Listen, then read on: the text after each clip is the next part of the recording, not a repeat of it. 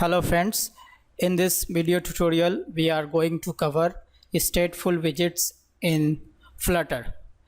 In general, you can understand stateful widget as a widget whose state can be changed based on the user interactivity.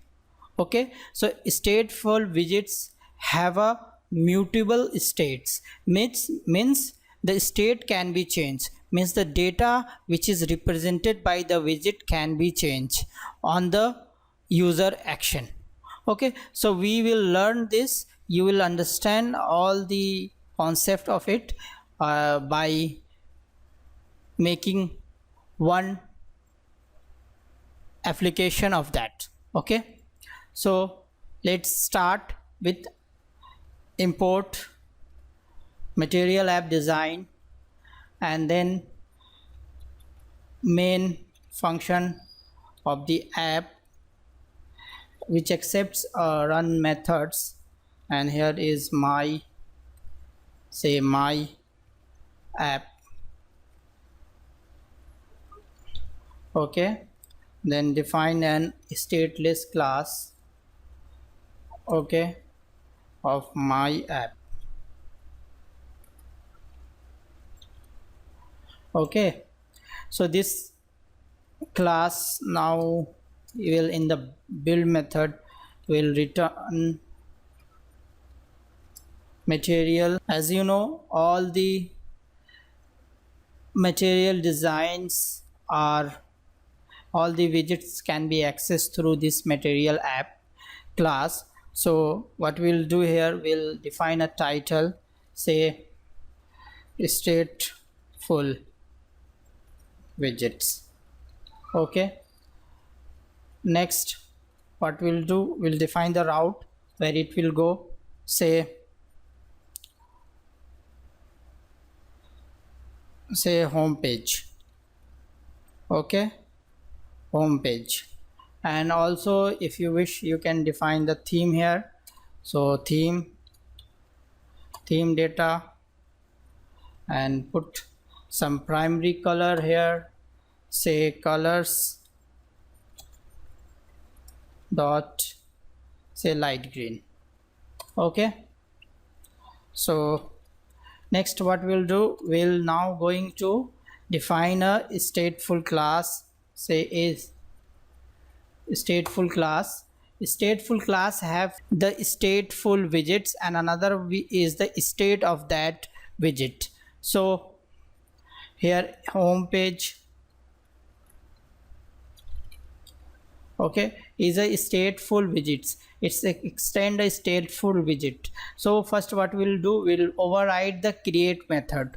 Okay, this method is only responsible for creating the widgets and its state is being managed by this state class. Okay, so why we have written underscore home page home state, this means if you put underscore in any variable in Flutter Dart, it will be treated as a private variable. Okay, if you have the idea about the scope of a variable, you should know the private, public and protected. Means this variable is private, so it can only be accessed within this class and its child class. Okay, so here what we have done, we have created the home page state, and this home page state extend the state. Okay, so here we manage the state of this widget. The home page is a widget, we will manage is state in this underscore page state. Okay, and here we type hint that this state is for the home page widget.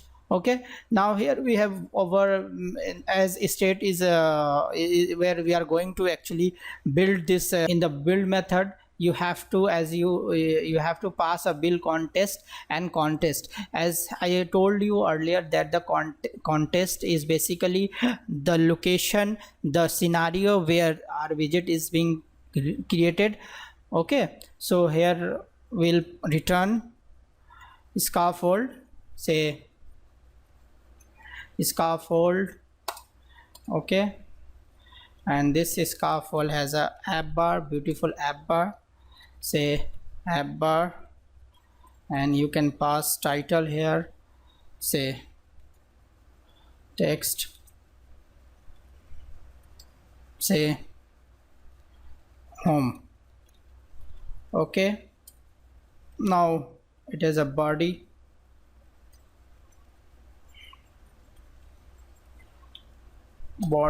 and body has you can say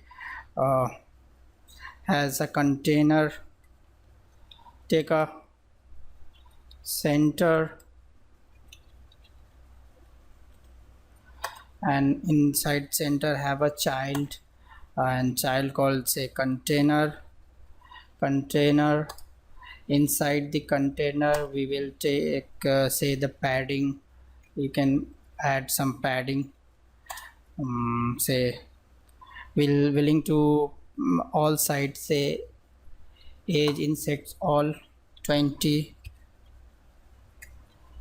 and next we'll take a child of say column,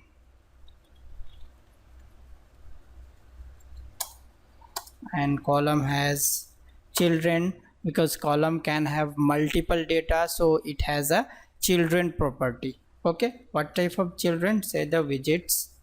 Its children will be have a widgets. Now we'll run, see this what we are up to. Okay, so now our app almost ready. Now we'll add the actual interactivity where you will understand what I was supposed to tell you. And now we'll take a say the text field, and the text field has a say the we'll define a controller for this, say my controller. This actually holds the value of this text field, and you can add the decoration for this, say input decoration, and here we'll add, you can add the design. We'll just adding the type hint. Okay, so hint text we have added enter your city. Okay, and what is the my controller? Here actually we have to create a variable. How we can create a variable? By naming final, say my controller, and it actually stores the text editor controller object. Okay, next we will take the string, one string variable which store the city. Okay, so we have taken here two variables, one is the city, another one is the object of this text editor controller. Okay, now next what we'll do, we'll take one, say the raise button, and raise button have the property, say the child is a text, and in this we can add the name submit, say submit. Okay, next on press, what we'll do, we'll pass a closer here, so this will this on press, what we're going to do, we're going to take this value of the input box and assign it into the city variable. Okay, so for assigning or changing the state, what we have a method called set state. You have to call this method to change the state. Whenever this method is called, basically this method invoke flutter and say to redraw the widget. so that a new state will appear. Okay, so what we'll do, will this dot on the city, and we'll add this my controller dot text. It has a text, we'll add here this value, and now we'll try to display this text simply. Okay, so simply we'll add this text, say my city is, and the city. Okay, let's run this, and what we have missing here, sorry. Okay, now here we can see we have an input box. Okay, now there is a button, and here is the my city is equal to null. Okay, so whenever I enter a city inside, let's say we am adding say Delhi.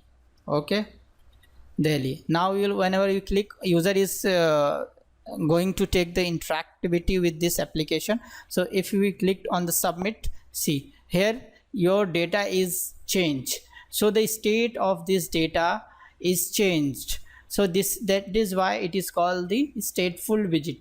It is has a state, and it can be changed based on the user interactivity.